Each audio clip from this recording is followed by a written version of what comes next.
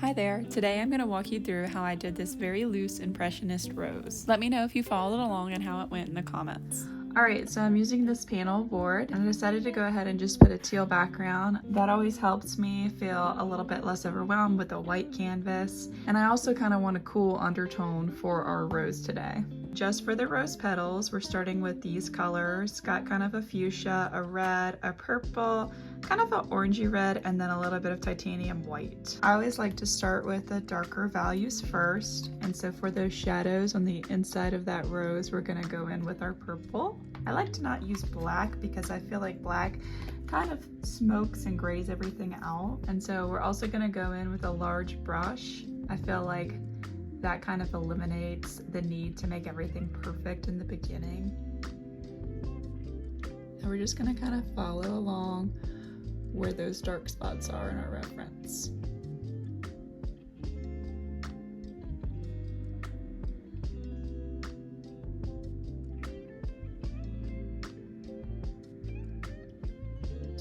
The good thing about paint is that you can paint over paint, and so there's no need to make anything look perfect.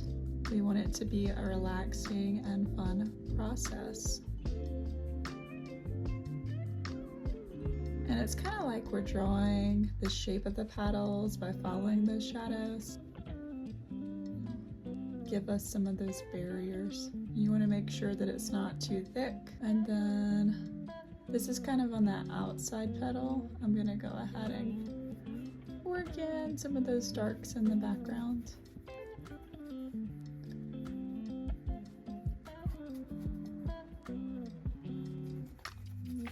And there's plenty more dark spots in the background. We'll work on that with more integrity later. I just wanted to go ahead and use the paint that I poured because I don't like to waste. So now that we've worked in those darker spots, we're gonna go in with the red. I'm really not worried about blending just yet. I am just locking in color placement. It's really interesting how when you start to think about paintings more about color placement and following shape, and less of, oh, I'm trying to draw a horse, I'm trying to draw a flower, it gets a lot less daunting, and you start to observe how light reflects on objects in a much more beneficial way. But like I said, we're not really worried about getting those perfect shapes, just color placement, and the flower will soon come to life. So we're gonna stick with that red that we're already working with, and we're just gonna add a little bit of that orangey red. It's a little bit lighter. Kind of blend that together, and then we're gonna start working in anywhere we see a petal that turns a little orange or a little bit lighter. So with florals, to get definition or like division of petals, it's really about contrast colors touching each other. Get the illusion of a petal shape by paying attention to how the lights hit the outer parts of each petal. And I'm painting wet on wet right now. I'm not really worried about letting each layer dry. Once I start working in details towards the end, that's when I'll worry about, oh, this layer needs to be a little drier before I start adding these fine lines. Again, I'm not really worried about blending. Right now I'm just kind of working in the paint so that you don't see any more of that blue underneath. I noticed some of the same color is in the background. I've got it poured, so I'm just gonna go ahead and work in that color where I see it in the back. It does not need to be perfect, just using up the paint that we have. Don't like to waste. Now I'm gonna go in with some of that fuchsia color. I don't wanna make the fuchsia too red, so I'm just gonna pick up a little bit of that red orange that we made and kind of work it into the fuchsia, just so that we kind of have a more harmonious palette, but still keeping that pink color. So anywhere I see, a little bit of pink, a little bit of light tone, I add that color. If you've noticed, we're working from darks to lights. There's a lot going on as far as value change, which means lights to darks in the center, and so we'll worry about that a little bit more when we trade out for a smaller brush, as well as when we start doing the fine details. Don't be afraid to kind of alter the shape of the rose that you are painting if you like or dislike the way that maybe a petal is moving. References are just that. They're just something for you to have a bit of a guide on, but feel free to change things as you go. I'm gonna bring in that fuchsia down to the background when we started working in those colors. It will help us later. I'm going to add some white to that fuchsia color. Blend that together. Start adding it and be mindful that I really just want it towards the outer edge of each petal. Notice we haven't really been blending, so we're painting wet on wet, and so some blending is naturally happening as we add pressure with the brush, but I'm not really doing that intentionally. Anywhere you see lighter colors, go ahead and add that white and pink mixture that we worked on. See, our rose is starting to come to life. I'm a big fan of floral paintings. Not really roses in particular, I just find painting florals in general very relaxing. And then whatever we've got left over that is still workable, bring it into the background where you see those lighter colors happening. At this point, you've got to start trusting the process. You can kind of see a flower happening here, but I see some parts where we need some division between petals with some darkers. But I'm gonna let this dry, and while the flower's drying, I can start working those greens into the background. For the green, I am gonna be working with a medium green, this darker blue, and this yellow. Like I said, I don't like to use black in my paintings because I think that black kind of takes over the color. So this blue is gonna be part of those darker spots that you see. Start with my darker, which is the blue that I just showed you. Still using the same brush, I just rinsed it. Not well, as you can see, but that's okay. And then everywhere I already added some of that purple, I'm gonna go in and start working in that blue. And so just like the rose, we worked from dark to light, and so we're doing the same thing with the background. Anywhere you see darker spots, we're gonna add in the blue. It's gonna be a very vibrant piece, I think, once we're done. Again, I'm still not worried about blending, just worried about placing color. Then I'm gonna go in with that green that we just talked about, start locking in some of that color. I'm really not being too mindful of exactly where I put this green. I'm just making sure it's covering up that teal background that we started with. Starting to look more like a painting.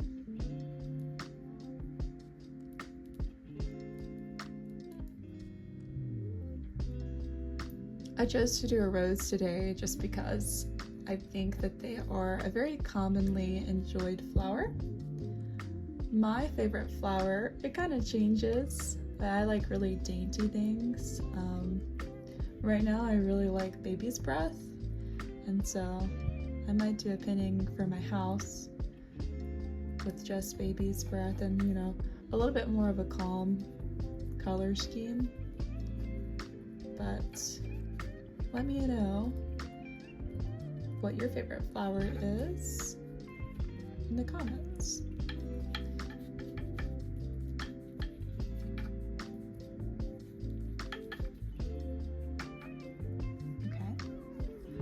A little bit more to go up here, but once we have that green in the back, you know,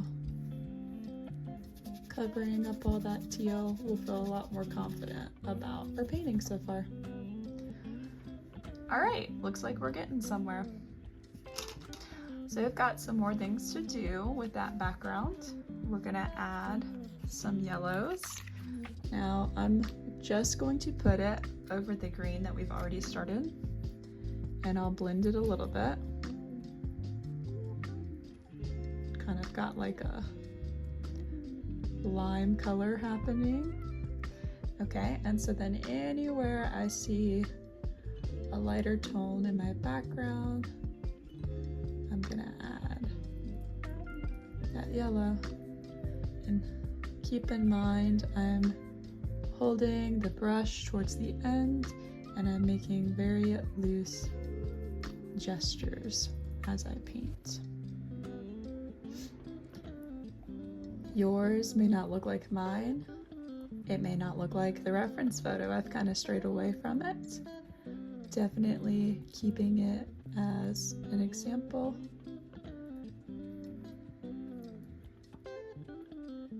But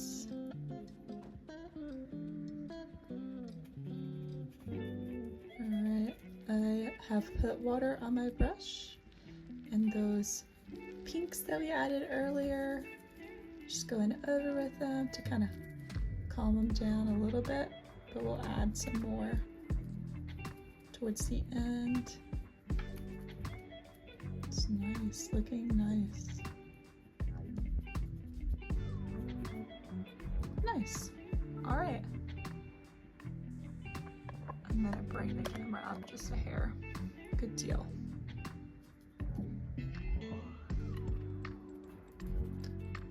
All right, so we're at a good start.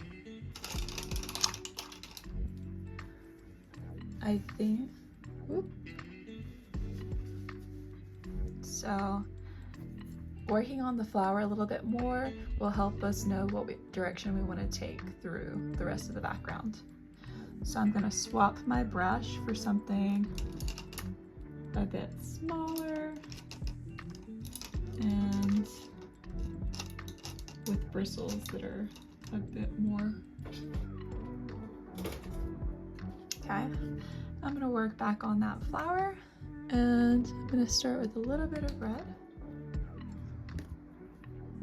And I'm just going to touch up where I think smaller petals would be, as well as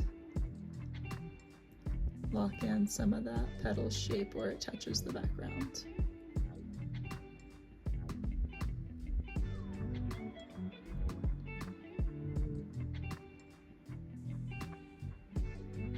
I think that another reason why I like painting florals so much is that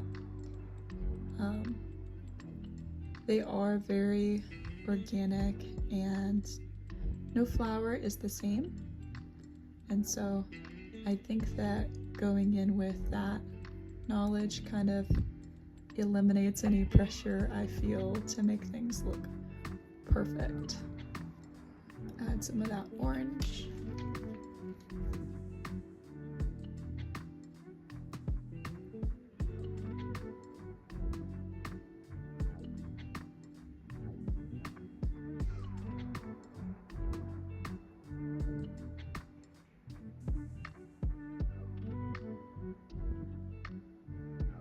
When I was teaching art, if I ever did a demo where the students followed, I would call it Bob Rossing it.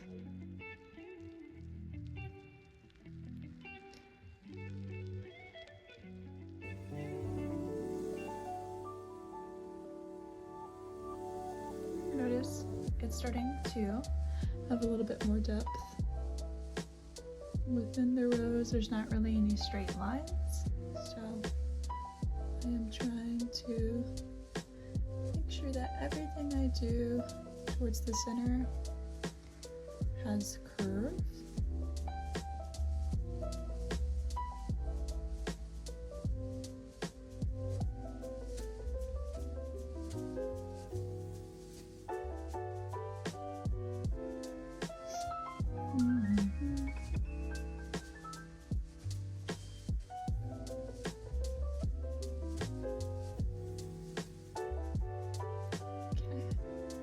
some orange that will be more towards up here in the background. Start laying in some of those colors again. That green background is at like a tacky period where it is not quite wet, but it's not quite dry, which is a great point to start blurring in lighter colors.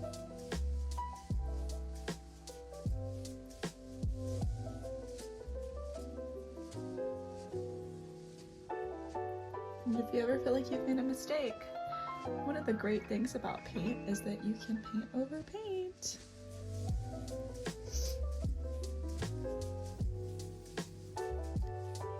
And sometimes mistakes make the experience a little bit more fun, you know?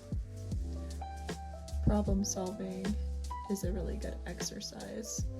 So we have to solve problems nearly each day in life.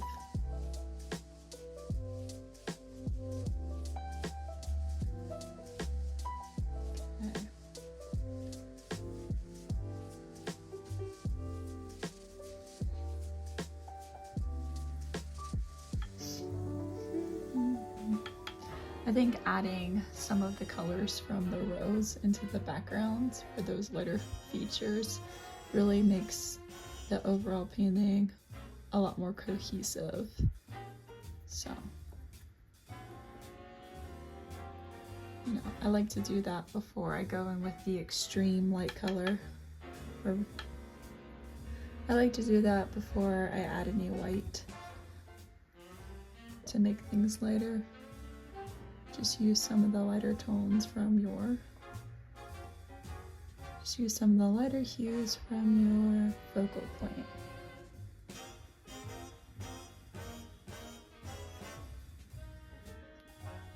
I really like the movement that's happening here because everything kind of looks like it's pointing back to the flower so far. All right.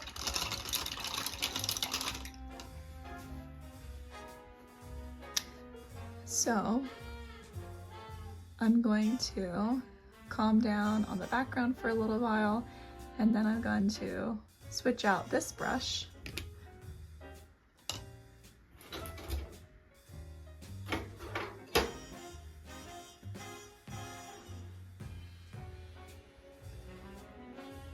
and go in with a brush that is good for details. We're going to start fixing some of our blurs on the flower. So I'm going to make a mixture of using the pink and adding some white to it just to make it a lot lighter.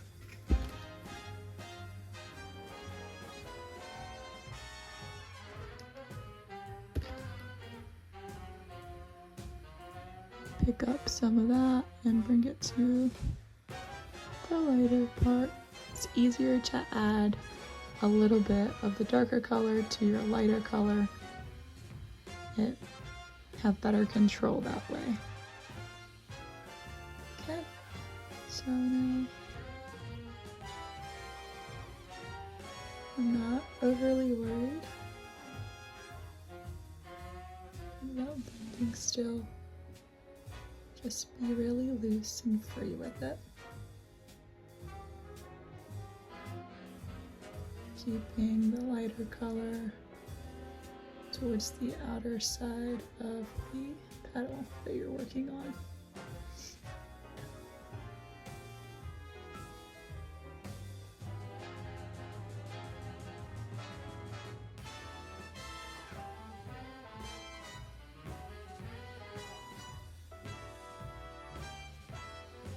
Don't want to put too much white. Temperature that mixture down so you can see that white kind of overpowers the color.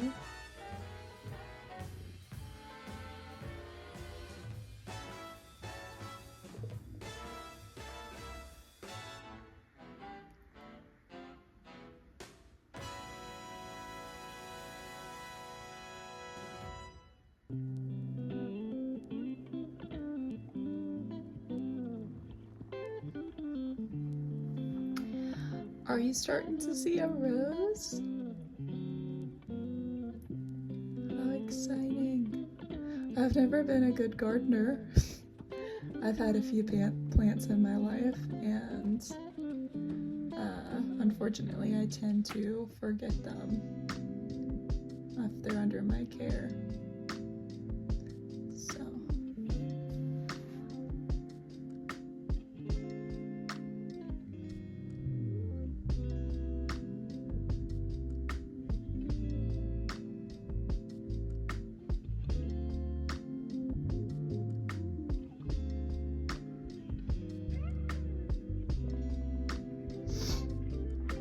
I think there's some pieces that I have worked this light color into that I will kind of go back over where I have it a little too bright with some of the red.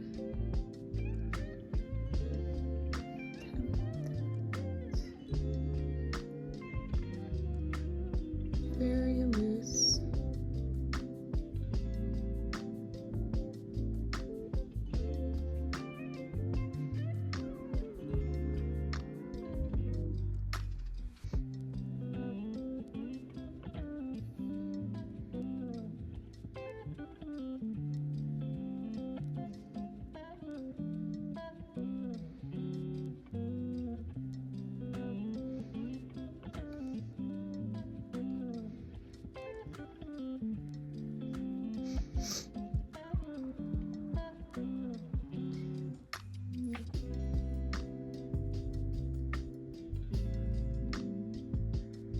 And no petal is perfect, so, you know, things might look a bit awkward when you have each petal having like a perfectly rounded or like ovular shape to it.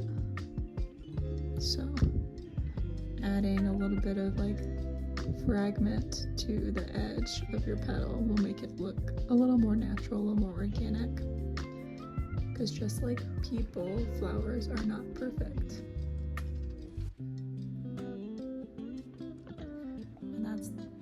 And that's the fun part in painting, I think. Finding beauty in imperfection.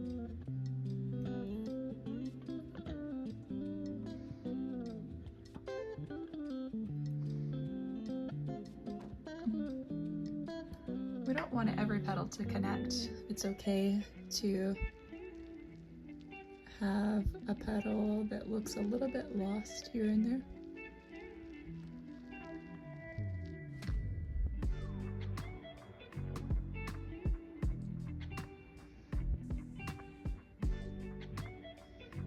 Kind of loses its shape into the shadow.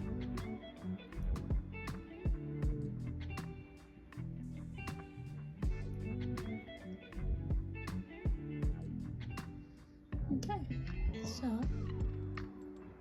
I'm gonna go, and there's this big leaf over here. I'm gonna go ahead and add the basic shape of that, or a similar one, because I know I want a leaf there.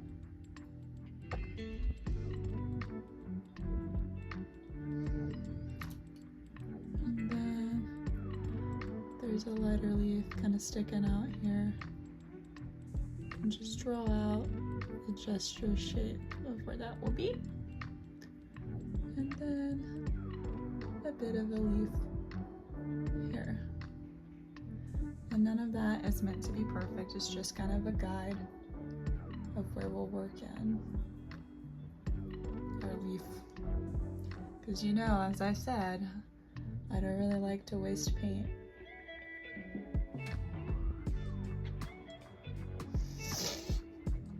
All right, it's looking good.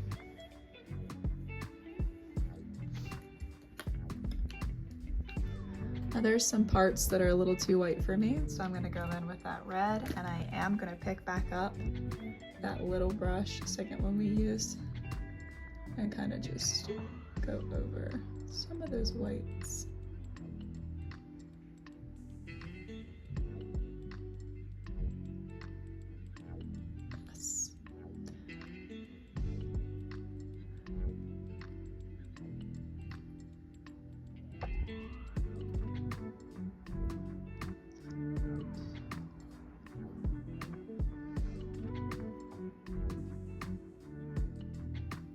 painting over paint.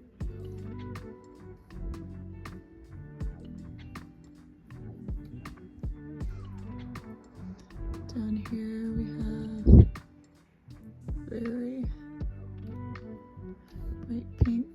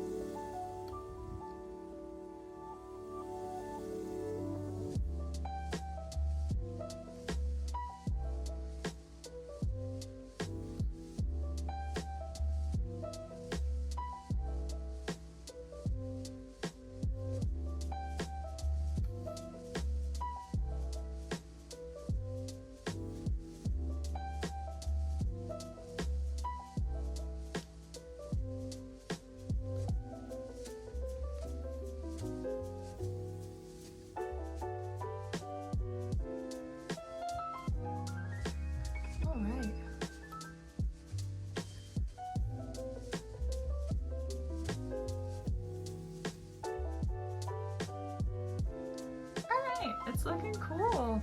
Trust the process. Trust your process. You're doing great.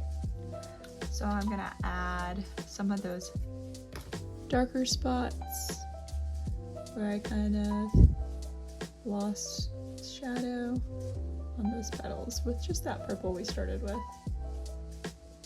Very loosely.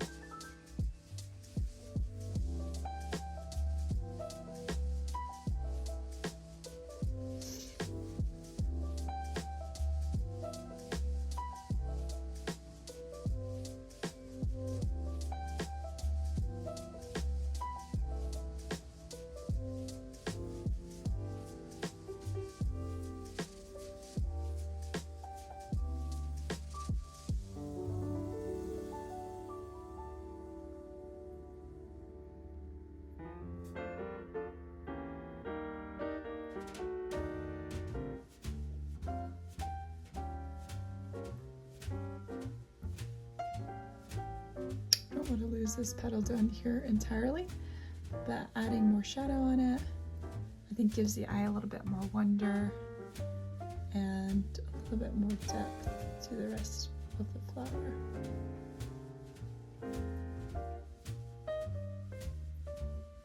So.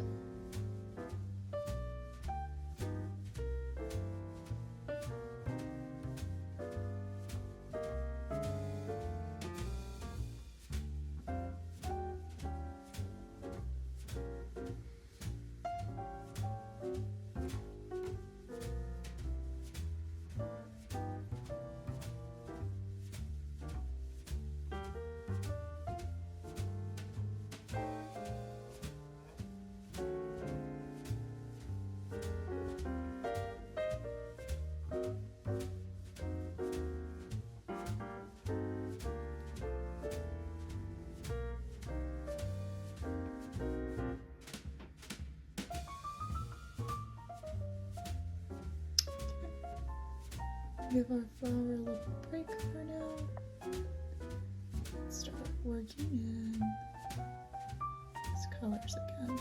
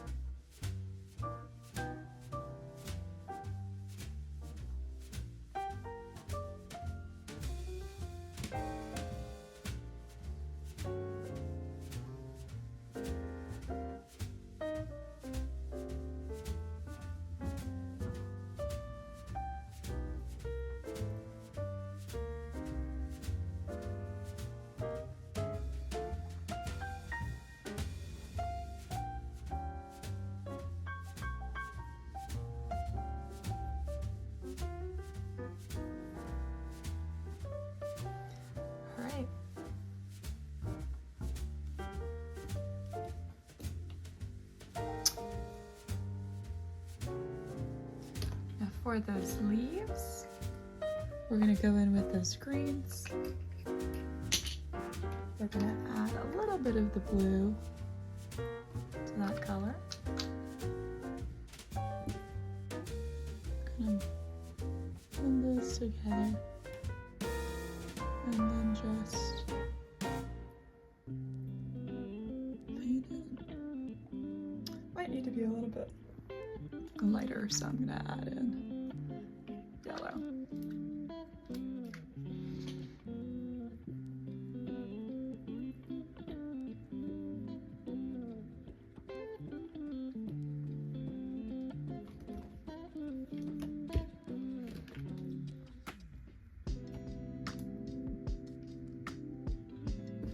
Add some white so it's still not getting as light as I would hope. Okay, so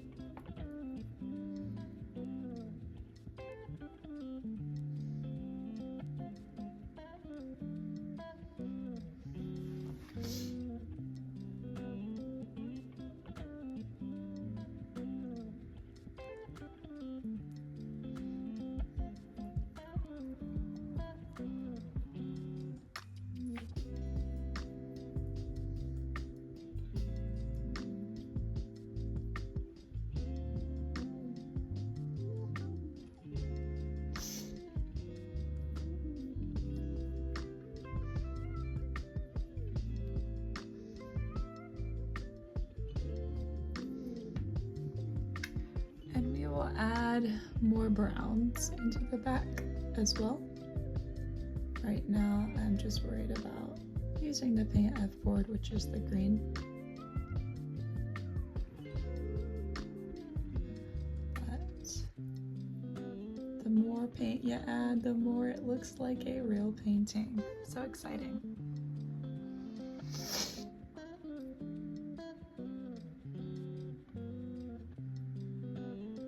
Doesn't look like I'm gonna use all of my green, and that's totally fine.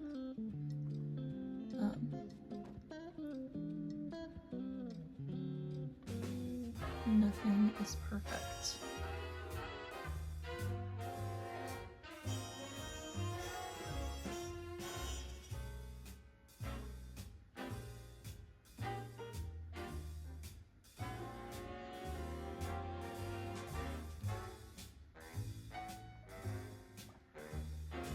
Okay. I do need to go a little bit lighter. So, like I said, I'm gonna put some white here. So I'm gonna put a little bit of white there. And just add some of the green I've got going to the white. Easier to control.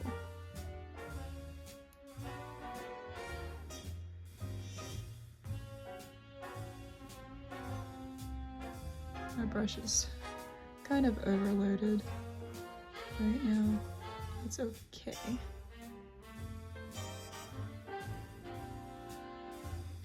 Now I'm kind of adding in sharper lines with this light color to kind of define the leaves I'm working on.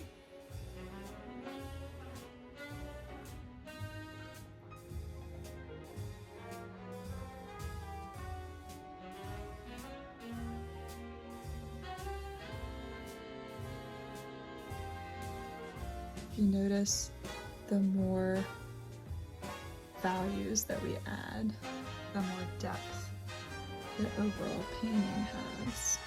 And not that this is a professional by any means, but art that does, you know, note to look a little bit more professional or a little bit more interesting, typically it's because there is a lot of depth in the painting, the illusion of distance. And a really great way of achieving that is by adding values.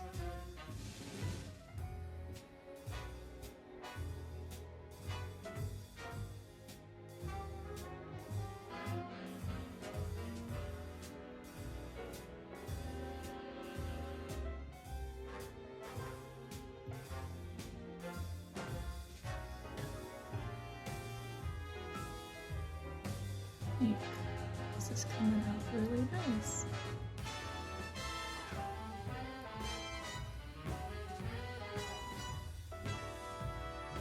Kind of impressionistic.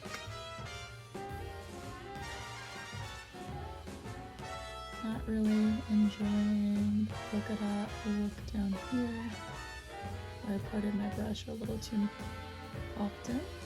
So I'm just going to connect some of that I got going on.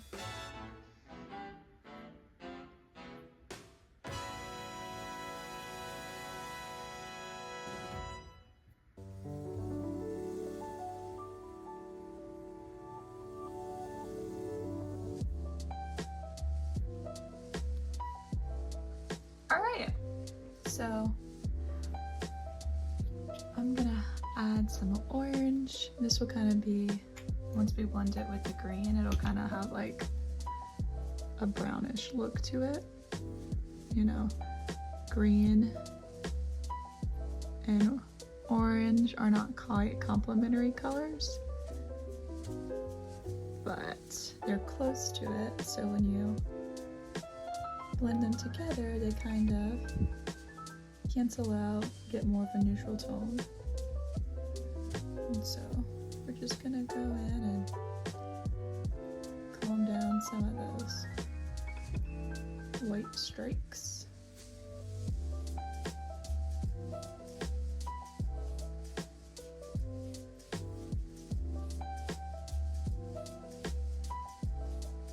Blur some of those edges with the green.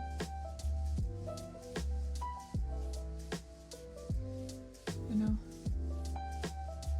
I think that in art, the more confident your brush strokes appear, the more realistic, the more professional it may seem.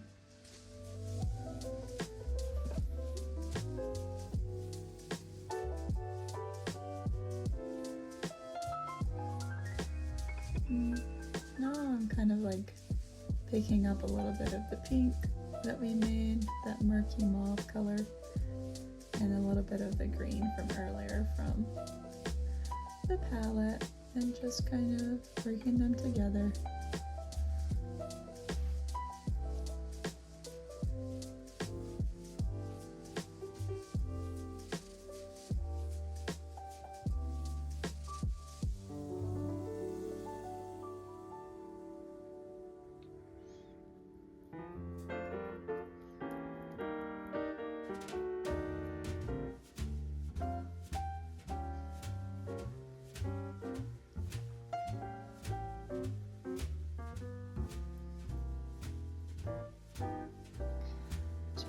Do.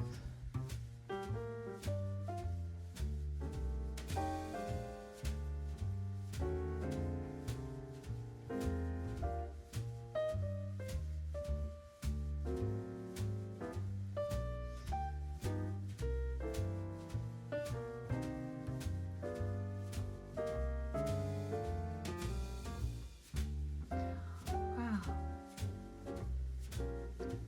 I'm enjoying it.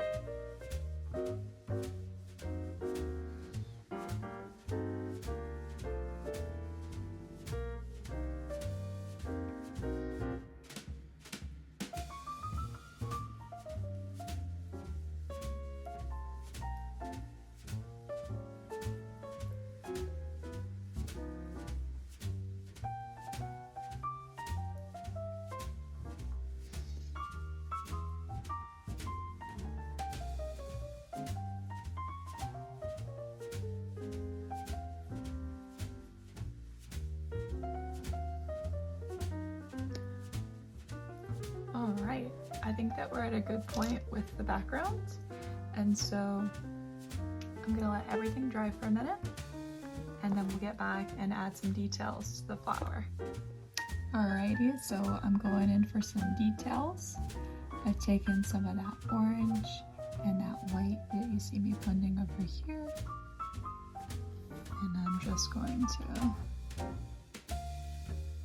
shake the brush gently and kind of create contrast between the petals that are tucked behind and the ones that are in front.